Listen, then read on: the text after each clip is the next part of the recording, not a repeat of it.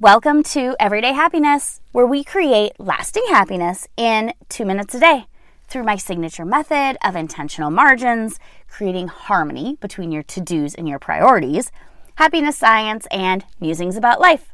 I'm your host, Katie Jeffcoat, and Ashley Wilhelms over at the Harvard Business School reports that if you are self-reporting as being time famished, having absolutely no free time, it's just as bad for your happiness as being unemployed. That's why it's so important to have intentional margins.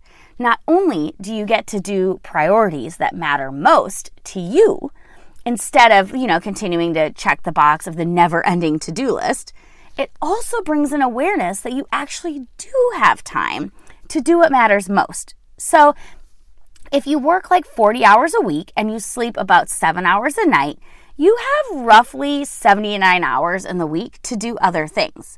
I mean, you're spending that time doing something, but what if that time was spent more aligned with your priorities? Willems calls this feeling of having enough time affluence. It's not about the objective amount of time you have. It's about the subjective sense that you have some time.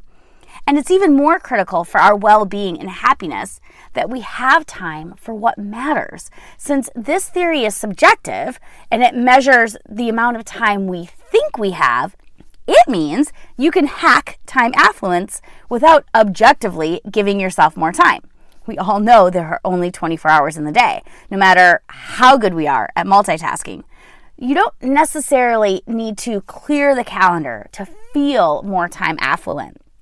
It's identifying your priorities and creating that intentional margin. So I invite you to think about something you want to have more time in your life doing, and then look at your calendar for this week and see if there's a way to either sneak in that time or plan for that time in the future. We're not talking about grand vacations. We're talking about reading that book you've been meaning to pick up or calling a friend that you've lost touch with. And if you want a little accountability, pop on over to social and let me know what you decide to make your intentional margin this week. We're over at Everyday Happiness with Katie.